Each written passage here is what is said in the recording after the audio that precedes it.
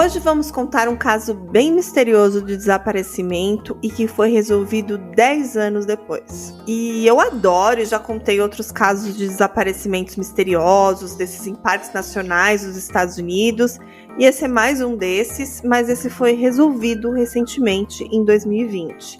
Então eu achei bem legal para trazer para vocês. E esse caso também veio à minha mente por conta de um podcast que eu estou ouvindo, de um concorrente aí, que acho que tem muita gente ouvindo, que é bem bacana, que é o caso do desaparecimento do escoteiro do Marco Aurélio, né? Um caso que todo mundo deve conhecer. Tem diversos podcasts que falam dessa história. E sempre me vem à mente esse caso e mais alguns que eu vou citar. E uma coisa vai levando a outra, né? Esse caso aconteceu em Idaho. Idaho também tá muito na mídia por conta lá do massacre. E aí eu falei, bom, tá na hora de contar essa história. Então hoje contaremos a história de Todd William Hoflander, que desapareceu em 27 de setembro de 2010 no condado de Idaho, nos Estados Unidos. E esse é o nosso Drink com Crime, que é um canal que contamos casos de crimes reais, mistérios, curiosidades, desaparecimentos, sempre acompanhado de bons drinks. Eu sou a Carla Moraes. E eu sou a Juliana de Viziers. E esse episódio é patrocinado pelo Licor 43. Yeah! Uhul!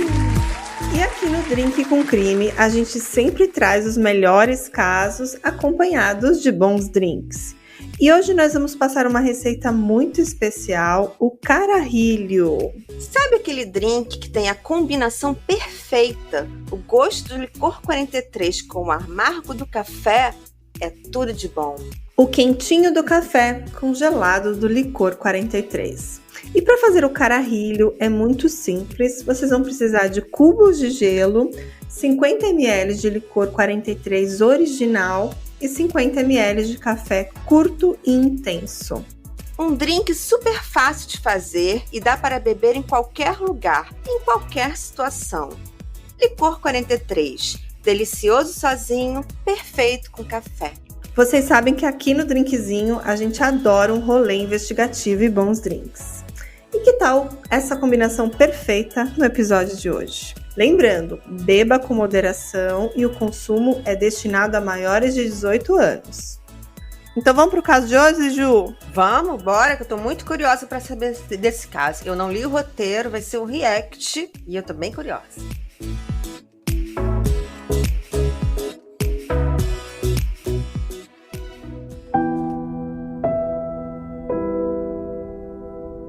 O Todd, na época, tinha 39 anos e era um aventureiro. Ele gostava de longas caminhadas e tinha o hábito de fazer trekking.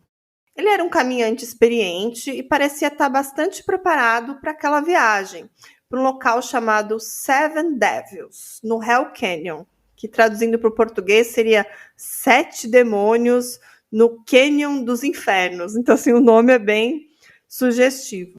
Lugar bom, né? Bem peculiar, né? E ele faria ali com alguns amigos essa viagem para contemplar a natureza e também caçar alguns veados. Então, parte da viagem era para a prática de caça, que eu particularmente não apoio. Mas eles também iam ver algumas belas paisagens, sair um pouco da rotina, né? Então, o Todd e os seus amigos já estavam no seu 4º dia de viagem. Naquele dia que ele desapareceu, o objetivo era seguir até a cabana McAfee, que era um local onde muitos aventureiros iam passar a noite e depois também seguem a viagem. Então, essa área do Parque Nacional onde eles estavam é um terreno bastante acidentado, íngreme, com elevações que variam de 240 a 450 metros acima do nível do mar. Então, assim, tem muitas montanhas, muitas serras. E assim, direções muito curtas, você tá ali numa cota bem baixa, depois você tá lá no alto. E entre as áreas montanhosas também temos rios com corredeiras, canyons e muitos desfiladeiros. Também tem outras drenagens menores e algumas outras trilhas com diversos níveis de dificuldade. Então, assim, lá tem caminhos desde iniciantes a trilhas para pessoas muito experientes. E naquele momento eles estavam numa trilha ali de nível médio a nível um pouco mais elevado, tá? E naquele momento eles estavam ali no meio de uma trilha, no topo dessa encosta. E além dos amigos, ele levou uma ainda mais especial, que é o verdadeiro amigo do homem, que é o cachorro, né? O doguinho. Ele levou a sua labradora retriever preta, chamada Ruby, que acompanhou ele por toda a caminhada. Então foi no quarto dia, no dia 27 de setembro, que ele estava ali num ponto chamado McAfee Cow Camp, quando ele se separou de um amigo. E o Todd desapareceu, e já já vamos explicar um pouco mais dessa ocasião do seu desaparecimento. Mas antes eu vou deixar lá no nosso Instagram o mapa desse local e do trajeto, sendo o ponto que eles se separaram uma bolinha na cor verde. Em vermelho temos o trajeto que o Todd deveria fazer até o seu destino. E na cor azul temos o trajeto que o seu amigo Jeff fez. Bom, o Todd era um homem branco, de aparência atlética, alto, cabelos e olhos castanhos, e no dia do seu desaparecimento ele estava vestindo uma camiseta verde com um desenho branco na frente, calça jeans azul e um boné de beisebol azul.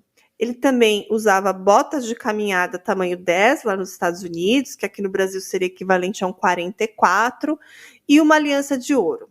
E ele também tinha bigode, cavanhaque e 4 cicatrizes na orelha esquerda por conta de piercings que ele já tinha usado anteriormente. Ele também tinha cicatrizes na virilha e ao longo da coluna vertebral e na testa, na linha do cabelo. E é importante citar isso porque, apesar dele estar com boa saúde, ele já teve que passar por algumas cirurgias na coluna e até mesmo na cabeça. Assim, não temos muitos detalhes, mas pelo que eu pesquisei, das duas situações, ele teria se recuperado muito bem, mas ele tinha reclamado recentemente com a esposa de algumas dores no joelho com mais frequência. Mas isso é bem comum, principalmente quando a gente caminha longas horas com uma mala pesada nas costas, e a gente já vai falar um pouquinho mais sobre isso. Mas assim, todas as matérias que eu li sobre o caso falam que ele estava em boa forma, em boa saúde, mas acho que agora podemos dizer que isso pode ser contestável, né? Ele tem esse passado aí de algumas situações que ele teve que passar. Aparentemente ele se recuperou, mas ele também tinha um joelhinho meio podre, né? Acho que muita gente tem. Mas ele era um cara trilheiro, gostava de aventura e tudo mais. Ele também tinha diversas tatuagens e ele tinha a cabeça de Jesus e a palavra saves, que significa salva, né, em português, do lado direito do peito, uma caveira de búfalo do lado esquerdo do peito e o personagem do desenho Willy Coyote no bíceps direito e uma águia no bíceps esquerdo. Ele também tinha uma um pouco mais polêmica com a palavra Thug Life no seu abdômen, que em português significa vida de bandido. E ele também tinha a palavra King, que é rei, nas suas omoplatas, e também um pequeno círculo entre o polegar direito e o dedo indicador. Essas eram as tatuagens dele. E de acordo com alguns amigos, ele portava uma pistola e 5 munições. Era um revólver Magnum 44 personalizado, que era do seu pai, que era um policial rodoviário aposentado. E ele também tinha um isqueiro, 2 pacotes de arroz, ele tinha feijão vermelho, ele tinha 3 jarros de água, 2 latas de frango, chicletes e potes. Também tinha um saco de dormir vermelho bem brilhante, que aguentaria temperaturas negativas de até menos 10 graus Celsius. E com tudo isso na mochila, com estampa de camuflagem que ele carregava, é estimado que aquilo tudo pesava mais ou menos uns 20 quilos ou até mais. Mas ele não tinha nem um rádio e nem um celular. E a Ruby, a cachorrinha, também estava usando uma mochila para cachorros e coleira. Em algumas matérias falam que ela era da cor azul, outras falam que era da cor vermelha, tá? E naquele dia estava ele, né, o Todd, a Ruby, a cachorrinha, e um amigo, o Jeff. E eles estavam caminhando e em algum momento eles decidiram se separar e seguir caminhos diferentes pelo Hell's Canyon até um local chamado Rio Snake, que é um rio assim com bastante corredeiras, bem encaixado, como se fosse um canyon bem bonito, que eu vou colocar depois uma foto lá para os nossos ouvintes. E o Todd seguiria pela rota mais fácil, junto com a Ruby, e o amigo ia por uma outra rota e depois eles se encontrariam.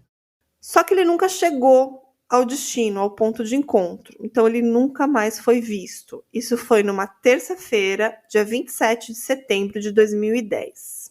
E quando o Todd não apareceu lá no local ao meio-dia do dia seguinte, no dia 28, de setembro de 2010, os seus amigos, que no seu caso era o Jeff e o pai dele também estava junto, resolveram procurar por ele. Os amigos também dormiram na noite anterior ali naquela cabana, onde era o ponto de encontro, e fizeram algumas buscas por conta própria antes de alertarem as autoridades. E um pouco depois, naquele mesmo dia, já começaram uma busca de operação e resgate.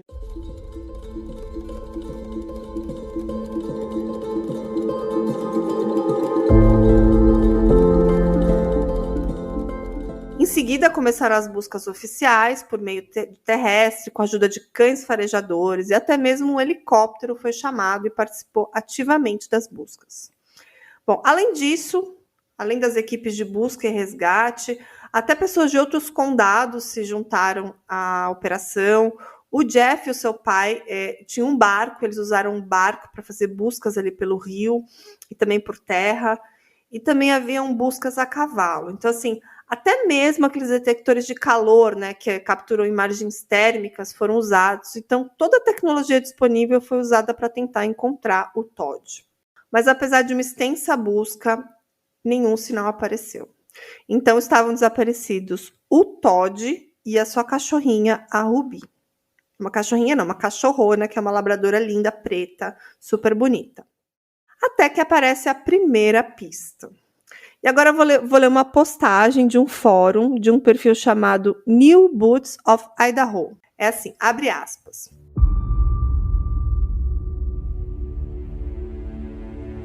Um dia eu parei para almoçar com meu marido num ponto usado por caçadores e avistei um cachorro preto.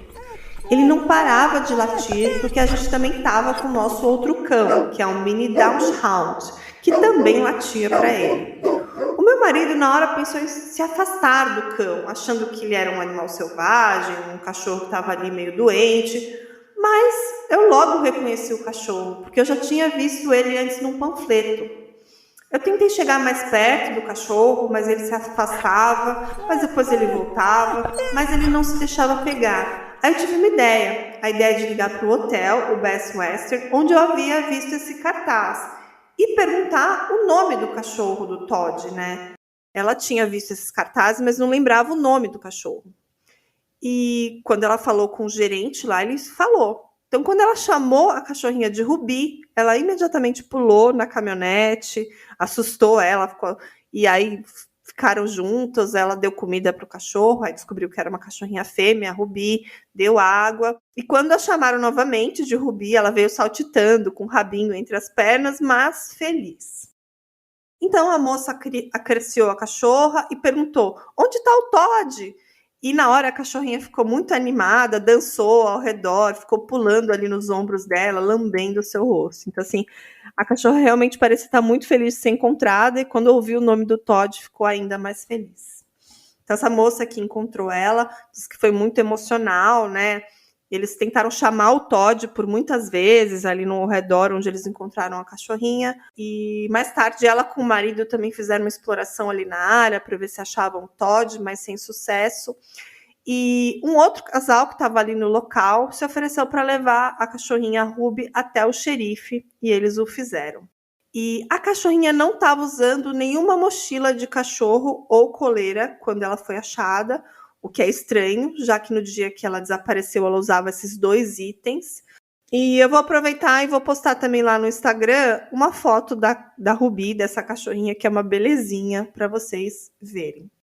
Bom, a Ruby foi encontrada numa área ali, de uma área de floresta, próxima a uma estrada, onde as pessoas paravam para comer. E isso foi alguns dias depois do sumiço do Todd. E ela estava em boas condições, não aparecia estar machucada, nem muito magra, nem nada disso. Isso foi no dia 15 de outubro, ou seja, 18 dias depois do desaparecimento do Todd. É um intervalo bem considerável, né, até ela ser encontrada. Como ela sobreviveu, né? E a Ruby foi encontrada no quilômetro 15 da Seven Devils Road, do lado oposto da Cordilheira dos Sete Demônios, onde o Todd foi visto pela última vez. E durante as buscas, eles foram muito espertos, então eles tentaram fazer com que a cachorrinha levasse eles até o Todd, mas sem sucesso. E depois que o cachorro foi encontrado, os pesquisadores vasculharam ali toda a área próxima, mas não encontraram nada. E a família do Todd confirmou que aquela era mesmo a Ruby, a cachorrinha dele. E sobre o local que o cachorro foi encontrado, tudo parece bem intrigante, sabe, Juliana? Porque o local, ele era bastante distante e do lado oposto da cordilheira. Eu vou deixar lá no nosso Instagram uma foto para as pessoas verem, mas dá uma olhadinha, Ju, nessa foto. Engraçado como essa cachorrinha sobreviveu, né, na floresta, assim, como se ela se alimentou, como ela conseguiu sobreviver. Sim. Engraçado é que ela não tá magrinha, né? Porque não tá assim magrela. Não, ela tá super bem, de saúde, bem gordinha. Para uma cachorra que ficou aí 18 dias, né? Ou perdida, ou com alguém. A gente tem que pensar se ela poderia estar acompanhada de alguém também. Vamos falar das teorias. Mas ela foi encontrada em excelente estado.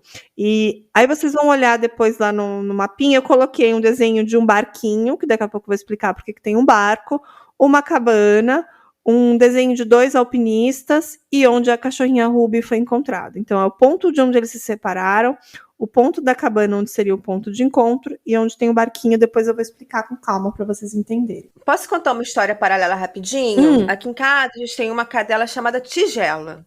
É uma fox paulistinha. Alguns anos atrás, a Tigela se perdeu e ficou 2 semanas perdida. Aí, quando a gente a encontrou, ela foi encontrada na prefeitura da cidade, e ela já estava indo morar em outra cidade, mas ela estava super magra. Caramba. Sabe? Super magra, porque eu acho que ela...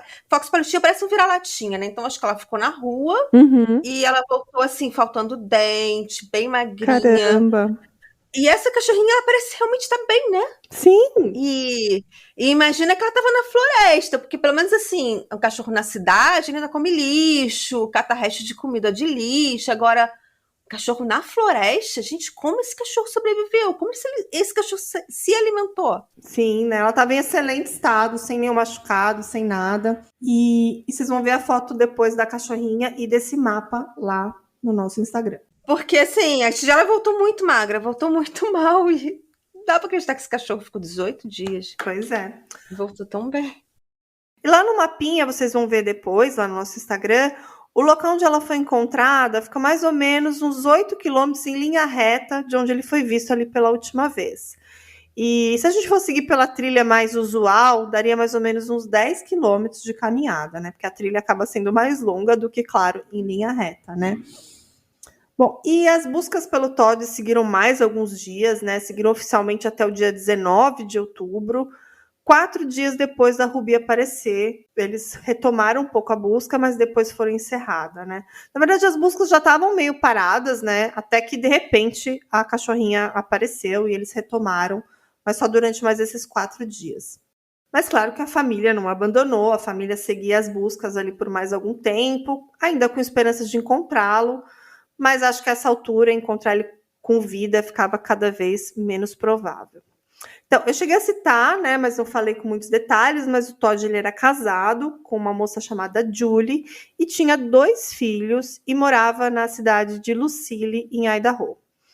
E a esposa do Todd acha que ele se separou ali do amigo porque o Todd, como eu falei, ele tinha um joelho meio ruim. Então, às vezes, ele deixava ele de fazer uns trechos mais íngremes, né? E indo direto para um local mais plano, mais tranquilo, que seria ali o ponto de encontro lá no Rio, mas que algo no caminho aconteceu e ele nunca chegou lá. Isso foi também o que disse os colegas. Na verdade, o Jeff, que era a pessoa que estava com ele, falou que foi exatamente isso, que o joelho do Todd não estava muito bom e que naquele dia ele ia fazer um caminho mais fácil. Então, eles marcaram um ponto de encontro. E aí eles teriam que se encontrar lá naquele momento. O amigo disse que achava que o Todd estava bem, que ele era capaz de sobreviver sozinho, que ele estava com a Ruby, que ele estava com tudo que ele precisava. e ele chegaria em segurança lá no ponto de encontro. Caso contrário, o amigo não teria deixado ele sozinho. Agora eu vou explicar alguns detalhes, mais detalhes, sobre o que se sabe do último avistamento do Todd por esse amigo. Né? Eu coloquei lá no nosso Instagram o caminho que o amigo do Todd fez, né? Que o Jeff fez até o rio, e o trajeto que o Todd deveria ter feito até a outra porção do rio, onde fica uma cabana, né? Na verdade, os amigos eles chegariam no mesmo rio, só que o Jeff, o amigo, ia chegar numa parte mais amontante, uma parte do rio onde o pessoal tem muito barco e tudo mais. Lá ele encontrar o seu pai, o Steve, que ele tem um barco, dessas voadeiras, que é aqueles jet boats, e eles iam descer o rio no barco até o local onde o Todd estaria, que é uma cabana de onde o pessoal acampa e tudo mais. Então estava tudo combinado, que eles iam se encontrar lá, e enquanto eles não chegavam, ele ia poder deitar ali na cabana, descansar até eles se reencontrarem. Mas a esposa acha que o marido começou a caminhar em direção a esse local, ponto de encontro, mas viu que o caminho não estava muito bom e que ele possivelmente procurou, por conta própria, ali, um trajeto melhor, por causa do seu joelho, que devia estar doendo. E isso ela fala porque fizeram várias buscas na trilha, né, que seria a trilha que ele deveria fazer, das proximidades, e nada foi encontrado desde então. Então os anos foram passando, as buscas eram cada vez menos frequentes e quase sempre feita ali de forma independente pela própria família, até que 10 anos depois temos uma reviravolta.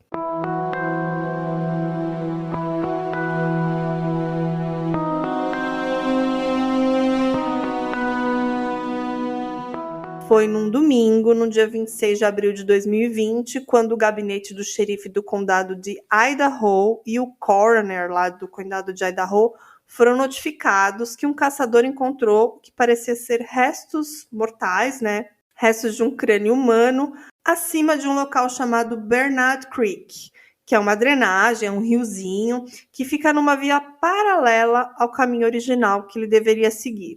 O caçador também localizou vários outros itens na área, incluindo uma mochila contendo equipamentos de camping e uma câmera digital. E tudo que estava lá, assim, os equipamentos, as roupas, tudo parecia em bom estado, sem sinal, por exemplo, de ataque de animais, mas não foram encontrados 2 itens muito importantes e relevantes, que são as suas botas, não estavam lá, e nem a sua arma. Mas o coldre, onde a arma deveria estar, foi encontrado sem a arma. E quem encontrou esses itens pegou, né, a câmera fotográfica que encontrou lá, levou até o xerife, e lá haviam fotos do Todd nesse cartão SD que confirmava que aquilo tudo provavelmente era dele mesmo. Bom, eles fizeram uma campanha ali para até o local, com vários funcionários do gabinete do xerife do condado de Idaho. Eles foram ali desse barco a jato, né, dessa voadeira ali até a foz do Bernard Creek. Depois eles caminharam mais ou menos 1,6 quilômetros, onde encontraram essa parte de crânio humano. Também encontraram outros restos de esqueleto, nada completo, apenas pedaços. E as autoridades policiais também encontraram equipamentos de caça e uma mochila que a esposa de Todd depois identificou positivamente como pertencente ao marido. E o local onde os restos mortais estavam era bem intrigante, porque era um ponto na direção oposta, onde ele deveria ir para encontrar os amigos na cabana, num ponto mais alto de onde ele foi visto pela última vez. Então ele subiu ao invés de descer. E isso estava a mais de 1,5 quilômetro.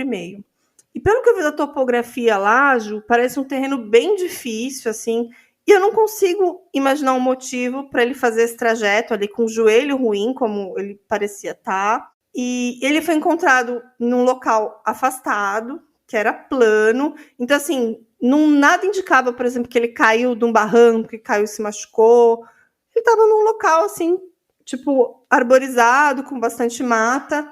E lá encontraram os itens dele, esses restos mortais. Assim, ele se desviou do caminho previsto, né? Sim, exatamente. Os policiais conseguiram recuperar as fotos, como eu falei, tinham fotos com ele, mas eram só imagens antigas, não tinham fotos daquela viagem. Parece que o cartão estava lotado, com a capacidade máxima ali quando ele levou para a viagem, então não tinha fotos recentes. Mas tudo que foi encontrado lá indicavam que aquilo realmente eram os restos mortais do Todd, mas, claro, levaram os ossos para avaliação, teste de DNA. E 10 meses depois, no final de janeiro de 2021, eles foram identificados positivamente como sendo do Todd Hoflander, né? Inclusive, o FBI participou aí desse trabalho fazendo as análises de DNA.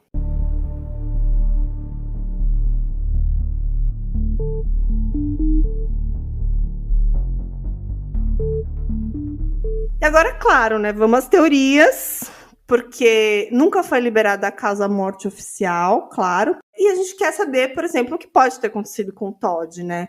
Ele pode ter tropeçado por causa da sua lesão, pode ser que ele se perdeu e ele estava muito longe dos amigos, pode ser que os amigos estavam de alguma forma envolvidos no seu desaparecimento, a gente vai falar um pouco dessas ideias. Embora a cachorrinha tenha sido encontrada viva, ela se separou do Todd, e isso acaba sendo um pouco polêmico para as pessoas que gostam desse caso, porque geralmente os cães são muito fiéis e eles nunca deixariam o seu colega, o seu dono, né? Mesmo se ele tivesse morto, sabe? Eles são muito fiéis. Então, assim, tudo é meio complicado, assim, quando se pensa na teoria desses casos. E ele pode simplesmente ter morrido de forma natural, claro, né? Então, a primeira coisa que se fala, talvez, será que ele pode ter morrido de hipotermia, né? Porque é uma região montanhosa e tudo mais. Mas a gente sabe que ele tinha um saco de dormir bom, mas mesmo assim pode ser que ele tenha chovido, ele pode ter se molhado, pode ser que isso tenha abaixado a temperatura do corpo dele. Ele também usava uma calça jeans, que pode fazer, que não é o ideal para esse tipo de situação, porque ela não seca muito rápido. Isso também pode ser um fator relevante, né, da possível causa da morte. Assim, quando ele sumiu, foi no mês de outubro, as temperaturas eram bem amenas durante o dia, mas de noite podia ficar assim até uns 10 graus Celsius positivos, nada temperatura negativa ela esperada naquela época do ano. Mas também não tem como a gente descartar totalmente a hipótese de hipotermia. Mas também não me parece provável, sabe, Ju? Eu acho que pode ser provável, não sei. Acho que é uma possibilidade, sim. Eu tô lembrando daquele caso que a gente fez, o incidente de Karmadaban, Sim. que foram todas as vítimas foram. A causa oficial é a hipotermia. Uhum. Às vezes a pessoa se sente. É o lance, eu ia comentar justamente disso. Às vezes a pessoa se sente muito assim, nossa, eu sou muito experiente, eu tô muito preparada, então tudo bem, vai dar tudo certo. Só que os elementos da natureza podem ser imprevisíveis, né? Sim. Ele pode também ter passado mal e aí não ter conseguido se movimentar e ficou muito tempo parado. Qual foi até a teoria do caso do Karmadaban, que eles teriam sofrido algum tipo de incidente, caído na neve e morrido de hipotermia. Uhum. Isso também é uma possibilidade. Ele passa mal e cai. Sim. Mas assim, tudo também, nesse caso do Todd, envolve a questão por que ele saiu da trilha, né? Será que ele não se perdeu?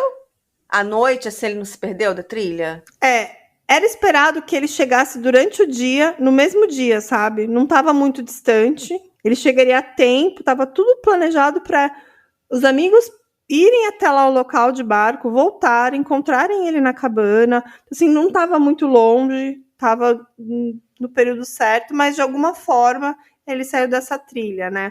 Então, uma das teorias é que o joelho dele estava muito ruim, né? E geralmente descer é pior do que subir, para quem está com o joelho ruim. Uhum. E aí ele acabou pensando dessa forma, subiu um pouco mais e depois acabou descendo por outro caminho, que nesse caso era o Bernard Creek.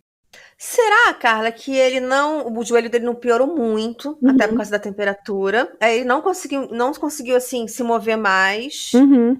E por ele de repente não conseguiu montar a barraca adequadamente e por ficar parado, né? Porque quando você tá na trilha, se você ficar em movimento, você gera calor. Uhum. Quando você para, é mais provável que você tenha hipotermia. Uhum. Então, será que ele não teve algum problema no joelho que dificultou a mobilidade dele e aí ele teve hipotermia? Pode ter sido. Essa sua teoria é bem interessante, ainda vou falar um pouco mais, mas eu vou deixar as fotos lá no nosso Instagram, como os itens dele foram encontrados, tá? A mochila dele estava fechada, o saco de dormir dele e o colchonete estavam fechados, isso é muito interessante, estava enroladinho, você vai ver a foto. tá? Dá uma olhadinha na foto. Os itens foram encontrados junto com o corpo 10 anos depois ou na época do desaparecimento?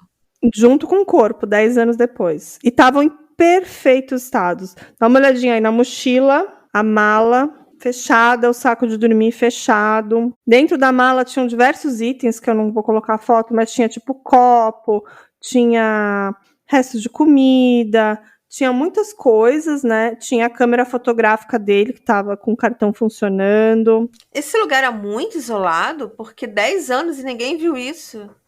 Era realmente, Então, ou devia ser muito isolado, né? eu vou falar já, mas não era muito isolado, sabe?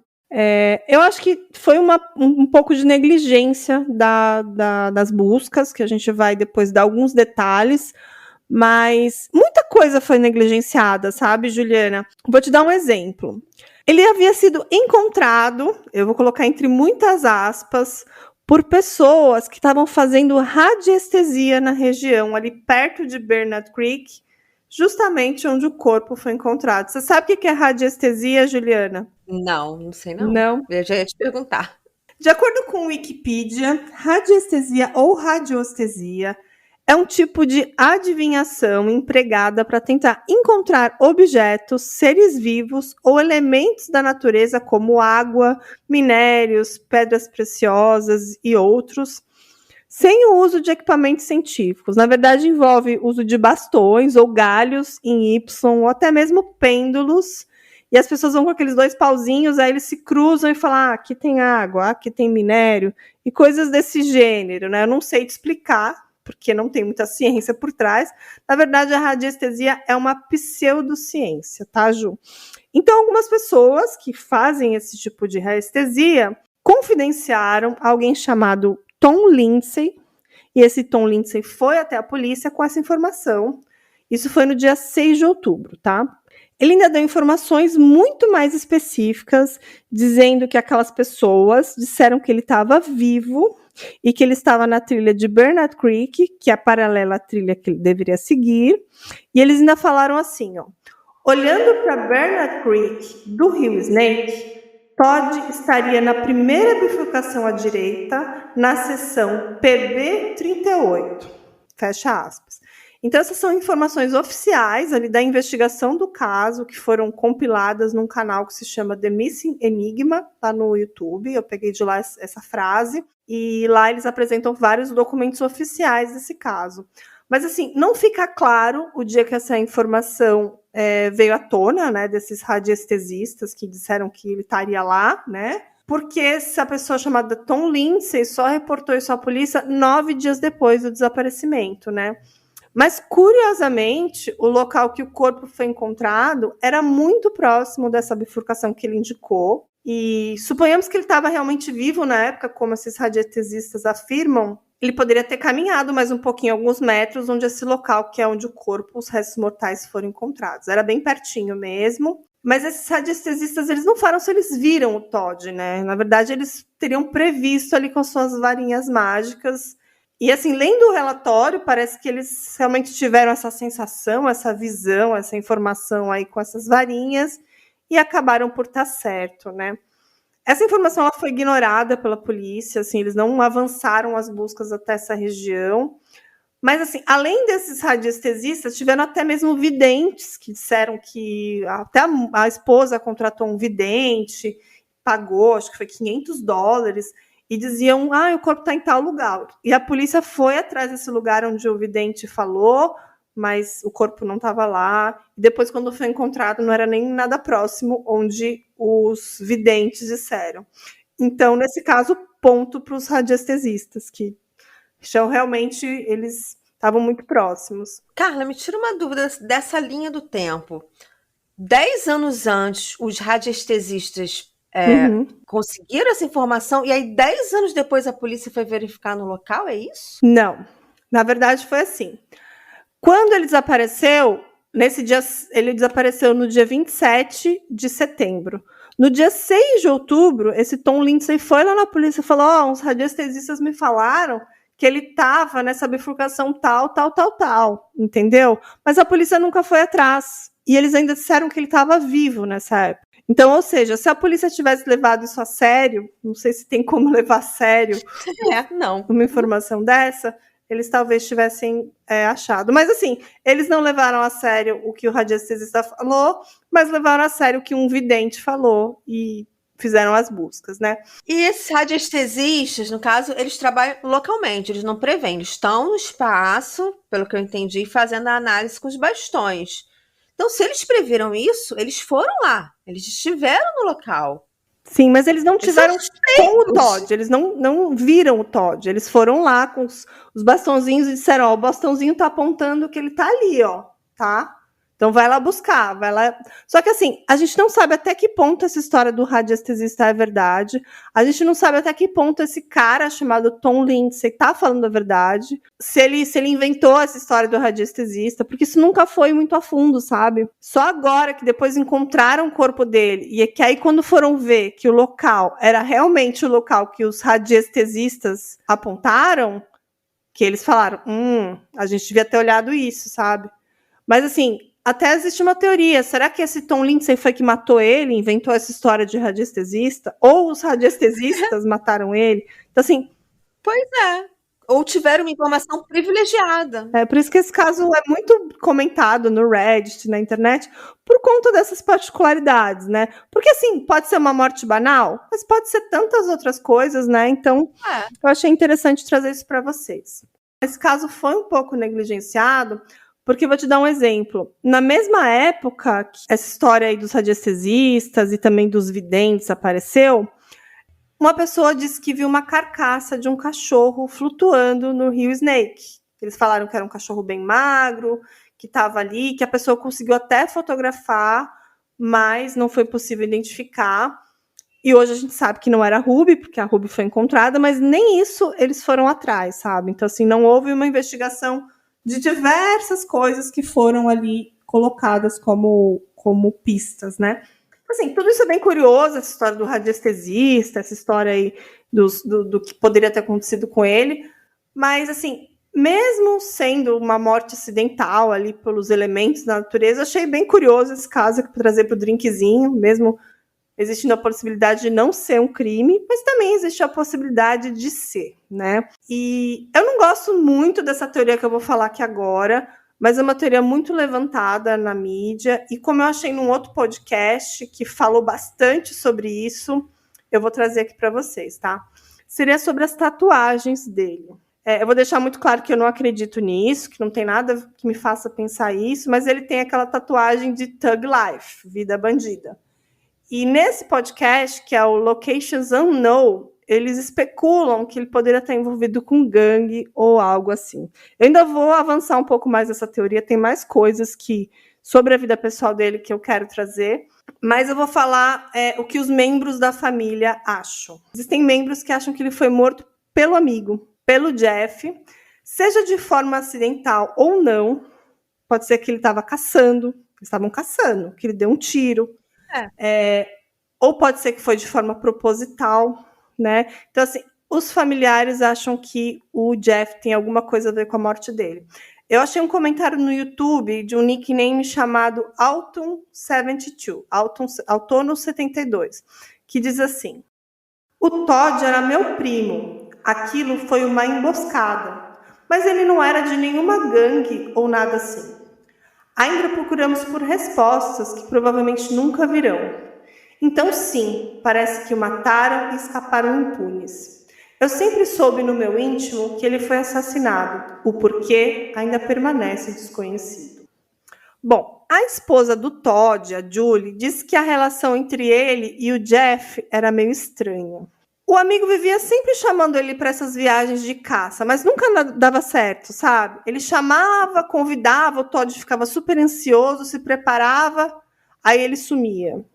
Ele combinava tudo, aí do nada ele falava assim: olha, Todd, adivinha onde eu tô aqui caçando em tal lugar, sabe? Ele convidou o cara, mas quando ele fala, o cara já tá lá, então no final o Todd nunca ia, né? E o Jeff e o pai acabaram sendo investigados, né? O Jeff, inclusive, fez um teste de polígrafo e ele não passou no teste de polígrafo. Claro que tem todas as polêmicas sobre o teste de polígrafo e tudo mais, Mas, assim, ao ser confrontado, por que ele não passou no teste, ele ficou muito bravo. Ele falou assim: essa máquina deve estar quebrada, porque eu tô falando toda a verdade. E na hora que ele estava dando o depoimento, o pai do Jeff, o Steve, entrou na sala indignado, dizendo assim: por que vocês estão achando que meu filho é suspeito? A gente está ajudando nas buscas, a gente que chamou a polícia, a gente passou semanas ajudando nas buscas, a gente levou o meu barco para ajudar nas buscas. Então, assim, o pai ficou indignado. Então, assim, muita gente acha que essa cena toda também pode ser um pouco comprometedora. O Jeff ainda afirma que ele tinha fotos na câmera dele, confirmando toda a história, que estava tudo bem com ele, com o Jeff, que eles tinham fotos juntos, que eles não estavam brigando. Mas que depois eles se separaram, ele não mais viu, mas que ele não teria nada a ver, nem acobertado a morte do amigo. Ele disse que não sabia de nada. Sabe algo que eu achei muito suspeito desse Jeff? O fato dele ter se separado e feito uma trilha separada, sendo que o amigo estava com problema no joelho. Sim. Porque trilha a gente não se separa, principalmente se tem alguém machucado. Se eu estou fazendo uma trilha com a Carla e eu me machuco, aí a Carla, não faz o seguinte, você vai por esse caminho que eu vou pelo outro, porque você está machucado? Não, você vai pelo caminho mais fácil junto com o seu amigo que está machucado. Sim, isso é uma crítica muito importante. Eu concordo com você. Eu acho que a gente não deve se separar. Eu acho que a gente deve levar rádio, a gente deve levar celular, a gente deve se comunicar, mas eles tiveram essa atitude e pelo aparentemente nenhum outro achou que estava sendo errada, né? Mas pode ser uma mentira, né? Do Jeff. Caso realmente tenha acontecido ou um acidente ou um homicídio, ele pode ter dito que eles se separaram, porque isso não é muito habitual. Sendo uma pessoa estando machucada, como é que o seu parceiro vai te deixar? Sim. E assim, ainda tem mais algumas coisas sobre a relação pessoal do Todd e do Jeff, assim, que levanta algumas bandeirinhas vermelhas, sabe? A esposa do Todd, a Julie, falou um pouco mais da vida pessoal deles e também de como eles conheceram o Jeff. Mas assim, eu vou voltar um pouquinho antes no tempo, vou falar sobre a vida do Todd e da Julie. Eles se casaram em 29 de novembro de 1998 e tiveram 2 filhos, e o Todd também tinha servido à Marinha. E sobre o passado do Todd, ele também teve uns probleminhas com a justiça. Uma época ele estava muito endividado e ele roubou um entregador de pizza. Ele foi julgado e condenado a 7 anos de prisão no Wyoming. Isso o Todd, que desapareceu, tá? Inclusive, esse fato dele ser todo tatuado, assim, muita gente atrela o fato dele ter ficado um tempo no sistema prisional. Isso não sou eu que estou falando, isso é o que eu li na internet, tá? Depois o Todd se mudou para o Idaho, que é onde tudo isso aconteceu. Ele e a esposa compraram uma cafeteria, que chamaram de T&J Coffee Shop, que seriam as iniciais dele, né? Julie Todd, T e J. E aí, nessa época, foi que eles conheceram o Jeff, quando eles estavam, na verdade, vendendo essa cafeteria, e o Todd queria montar um negócio de guia de turismo, na verdade, de guia de pesca. E aí, o Jeff e o Todd seriam meio que sócios de negócio. Só que o pai do Jeff, o Steve, ele prometeu vender um barco pro Todd, para começar o negócio dele, por $20 mil. Só que depois, na hora de vender, ele falou, não vendo por menos de 30 mil. E aí a situação ficou bem chata entre eles, o negócio não foi para frente, então foi mais ou menos assim que eles se conheceram. A Julie também falou muito mal do Jeff, falou que ele batia nos seus cachorros, que ele tratava os cachorros apenas como ferramentas ali durante a caça. Isso não causava uma boa impressão a ela, claro, até porque o Todd, ele tratava muito bem da Ruby, ela era aquela parceirona, aquela cachorrinha bonita, bem tratada e tudo mais, né? Tudo isso para explicar essa relação entre eles, assim, sobre as declarações que a Julie fez. Ainda tem outras teorias, né? A gente falou que o Todd pode ter morrido por diversas causas, pode ter sido animais no local, pode ter sido uma cobra, pode ser um ataque de um animal maior, mas assim, nunca encontraram nada ali que pudesse comprovar isso também. Mas agora eu vou falar a minha teoria. Porque tem muitas lacunas nesse caso, sabe, Ju? Por mais que você fale assim, foi uma coisa simples, mas eu acho que tem uns gaps ali na história que eu vou explicar agora direitinho. Eu acho que ele realmente se perdeu, tentando ali encontrar esse ponto ali de outra forma, mas os dias foram se passando, ele acabou ficando ali pela mata, e eu acho que de alguma forma ele morreu. tipo, de forma natural. Pode ter sido um infarto, algo assim, algo bem simples, sabe? Só que isso teria sido alguns dias depois, tá? Isso não explica como teria desaparecido as suas botas e principalmente a sua arma. Aí eu vou explicar. Eu acho que as botas pode ter sido algum animal que levou ali quando ele já tinha morrido, né? Mas mesmo assim é muito estranho que tenha sido as duas botas, mas isso aconteceu.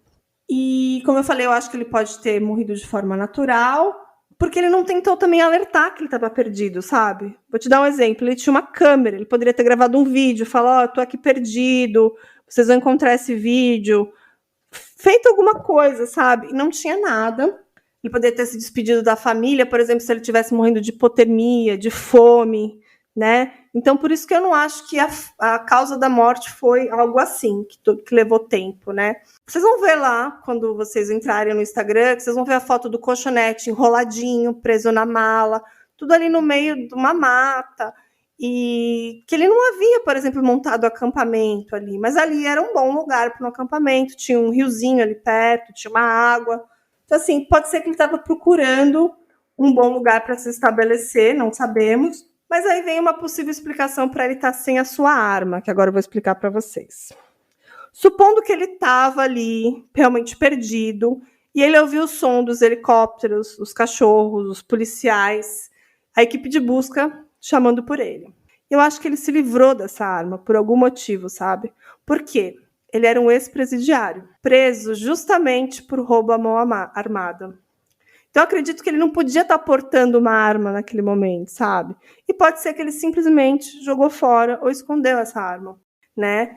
E pode até ser que alguém também depois encontrou essa arma, levou, não sabemos, né? Ou que alguém viu aquela mochila abandonada e também não viu os ossos, que estava escondido ali no meio do mato, pegou só aquela arma. Tem várias explicações para a arma ter desaparecido, mas essa é a minha teoria, que eu acho que ele descartou.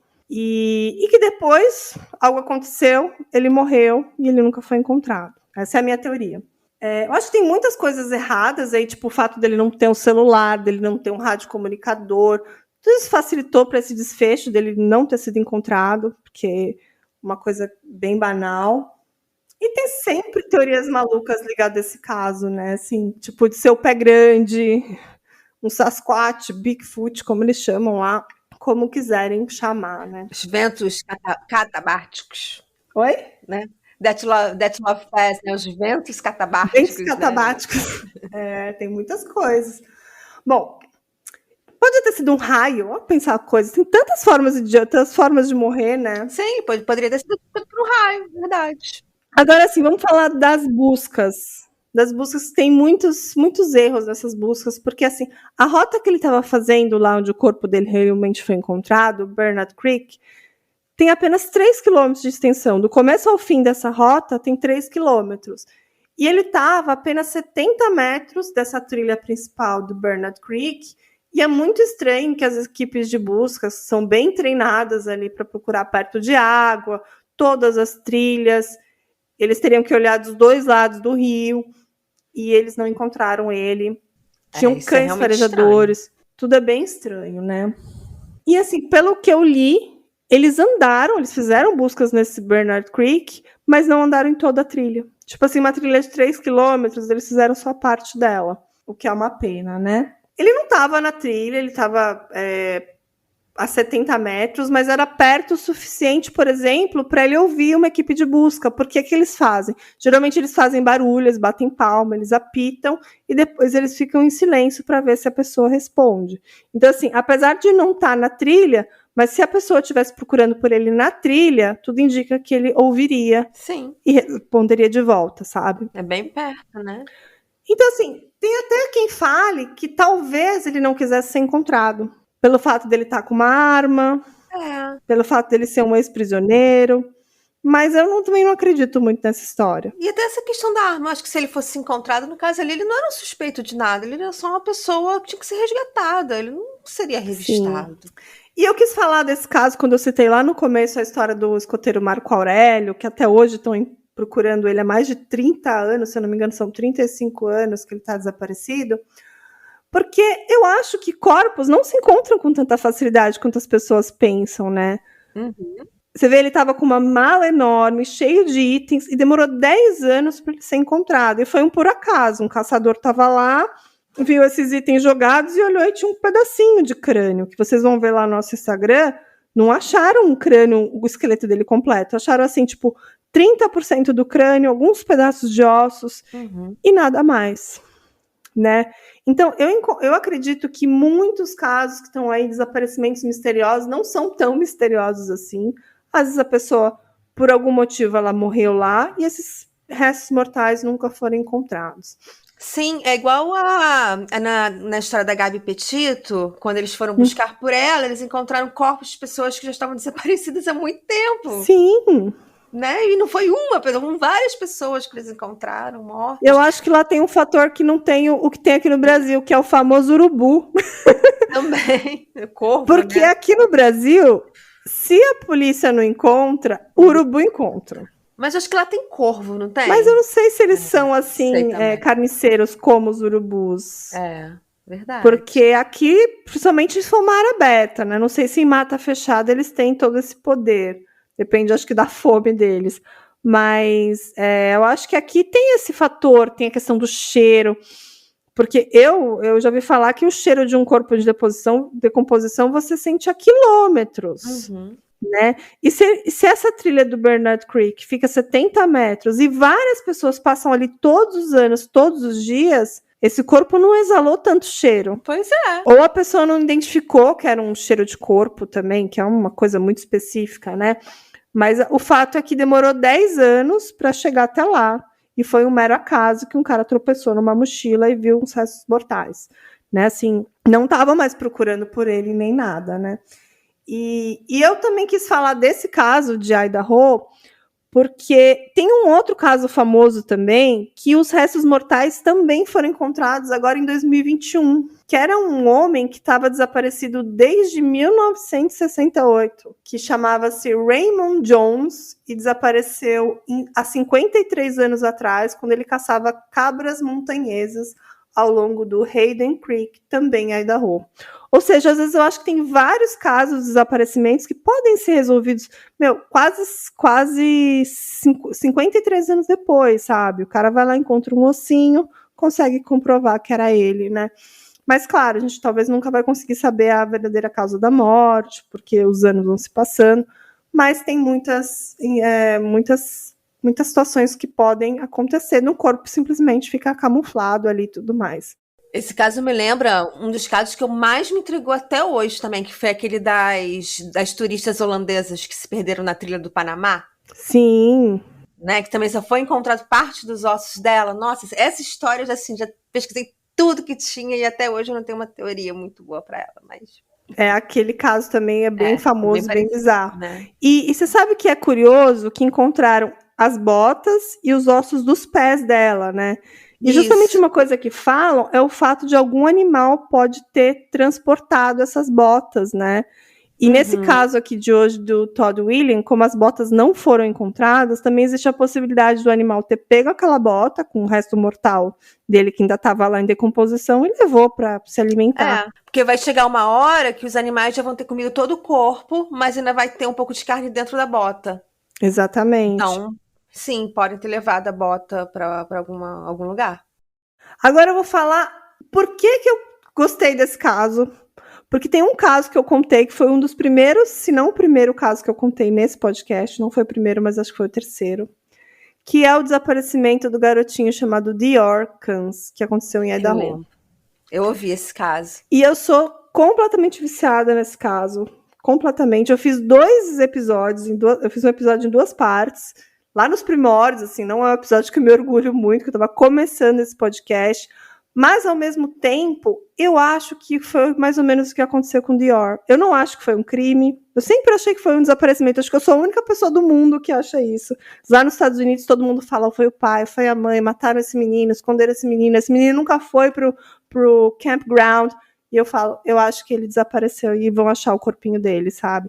Porque, por exemplo, uma bota, uma calça, uma roupa, demora centenas de anos para se decompor totalmente. Às vezes um tênis, que é uma coisa cheio de plástico e cheio de material artificial aí, às vezes demora 30, 40 anos o tênis está intacto, sabe? Botas de couro, essas coisas, elas praticamente duram séculos. Então eu acho que um dia a gente ainda vai saber o que aconteceu com o pequeno Dior Kans Jr., que é um caso que me deixa muito intrigada. Esse é um caso que eu quero saber o que aconteceu com aquele menininho. Acho que muita gente aí que curte True Crime gosta desse caso. Tem na Netflix, para quem quiser pesquisar mais. Tem muita coisa na internet. E foi por conta disso que eu falo que eu acho que um dia a gente vai encontrar a botinha dele, a roupinha dele, os ossinhos dele, e vamos ter uma resposta sobre o caso do Dior. Apesar de muita gente achar que não. Parece aquele caso também do Dingo, né? O Dingo roubou meu bebê. Uhum, É um caso polêmico esse australiano. também. Esse também, que a mãe tinha sido presa e anos depois acharam a roupa do bebê lá onde os Dingos estavam. Então, realmente, o Dingo roubou um bebê. E tem um outro caso que eu também já contei, que esse também é um caso muito parecido com o de hoje, que foi encontrado os restos mortais, mas não se sabe como chegou até lá, que é do menininho, do Jarid Atadeiro, que também tem aqui no Drink com Crime, que também é um dos primeiros casos que eu contei. Como eu adoro casos de desaparecimento em parques nacionais, esse também é um caso que me intriga bastante. Tem livro, tem história do pai, eu conto também no Drink com Crime, quem quiser ouvir. Mas assim, ouçam assim com carinho, com amor, porque assim eu tava aprendendo ainda a fazer essas coisas aqui que a gente faz até hoje. Acho que a gente melhorou um pouco, né, Ju? Ah, com certeza, melhoramos muito. A gente não tinha nem microfone no começo, né? Assim, um microfone Sim. bom. Gravava no microfone do computador. Exatamente. Então agora a gente já está melhorando e procurando sempre trazer coisas mais legais e conteúdos interessantes para vocês. E vamos dar spoiler dos próximos episódios, Ju? Ainda não? Ah, podemos dar. Fala aí.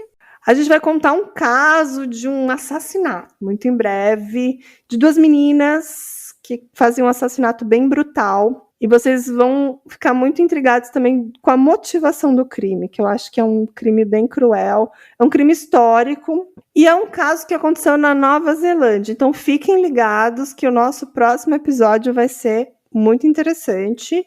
E vocês também vão ficar bem intrigados com a motivação desse crime, que é um crime resolvido, tá? E o que mais, Ju? Vamos falar para a galera apoiar a gente? Fala um pouco aí. Sim, para a gente continuar a crescer e fazer um 2003 muito melhor, a gente precisa muito de vocês, dos nossos apoiadores. Então, quem puder nos apoiar pela Aurelo, que é o único agregador que remunera os criadores de podcast, os criadores de conteúdo por clique, por play. E lá na Aurelo vocês também podem ser apoiadores. E a Ju tem uma novidade para contar. Quem é apoiador vai receber um episódio exclusivo todos os meses. E o próximo episódio é muito intrigante também, hein, Ju? Também. É uma morte que você fala assim, será que foi assim que mesmo que ele morreu? A causa da morte é uma, mas ninguém acredita naquela causa da morte. E tudo que aconteceu na noite anterior dessa morte te faz pensar que talvez o laudo oficial da morte não esteja certo. Então, assim, já fica... E só vai saber dessa história quem for apoiador. Apoiador, exatamente. E ó, é um caso inédito também. Esse é inédito mesmo, é da Ju, uma história incrível que vocês vão amar. Então, só quem é apoiador vai poder ouvir. Se você não quiser apoiar a gente pela Aurelo, você fala, eu não gosto de ouvir por lá. Vocês também podem apoiar a gente pelo Pix, que a chave Pix é o nosso e-mail, que é o drinkcomcrime@gmail.com. Aí, assim que vocês fizerem qualquer valor, vocês mandam pra gente o comprovante, tá? E a gente também tem um Catarse, que lá também tem as opções que você escolhe e também a premiação que você escolher, tá bom? Então é isso. Eu acho que esse ano vai ser incrível. Toda terça-feira a gente vai se encontrar aqui e quem for apoiador também vai se encontrar com a gente mais vezes. E quem quiser encontrar a gente também nas redes sociais, a gente está lá no Instagram, no @drinkcomcrime, e vão estar todas as fotos desse caso lá. Gostou, Ju? Adorei. Muito legal o caso. Bem eu legal. Adoro. Também. Eu adoro. Não pode ser que não seja um crime? Pode ser que não seja um crime, mas pode ser que seja, né? E como você falou, a gente tá todo mundo pensando muito do caso do desaparecimento do Pico dos Marins, né? Que é um caso assim, muito famoso, que acho que todo mundo já conhece, já ouviu. E realmente, né? Pode ser que tenha sido também só um acidente. E por isso que vale a pena falar desse tipo de caso, porque muitas vezes a gente fica pensando, pode ser um crime e tal. E quando a gente descobre, pode realmente ser um acidente, algo natural, ou não. Sim. Por isso que a gente tem que falar disso. Eu acho que as explicações mais óbvias e mais simples sempre são as mais prováveis, né? Eu ouço muito, quem ouve muito True Crime ouve Verdade. isso. E eu realmente concordo. No caso do Marco Aurélio, apesar de eu seguir o caso há anos, e tem várias especulações que ele foi visto em tal lugar, ele foi visto em tal lugar, eu realmente acho que não. Eu ainda acho que ainda mais que um caso que aconteceu no Brasil, o povo fala demais. Quando cai um avião, falou que viu o cara vivo. Quando caiu no seu cara, o cara viu o avião caindo, rolando do céu e chega lá não tinha nada a ver. Então as pessoas gostam de inventar muita história, né? Acho que talvez para aparecer. E eu acho que, na minha opinião, o Marco Aurélio está morto lá no Pico das Marins, na montanha, que não foi um crime, foi um acidente e tudo mais. E eu adoro esse caso, eu acompanho, eu sei de vários detalhes. E no caso do Marco Aurélio, especificamente, ele tinha um problema sério de visão. Ele tinha muita dificuldade para enxergar. Então, isso pode ser um fator que contribuiu para ele ter caído numa fenda e tudo mais. Mas eu ainda acho que algum dia a gente vai encontrar algum resto mortal dele. Uma bota, como a gente falou, um pedaço de roupa, a mochila que ele usava, sabe? E eu ainda acho que algum dia a gente vai ter uma resposta. Então é isso, vamos ficar por aqui? Sim. Eu também, rapidinho, também acho isso, até porque o Marco Aurélio, ele tem um irmão gêmeo, então eu acho muito difícil se ele tivesse vivo, ele não teria aparecido, sabe? É muito difícil.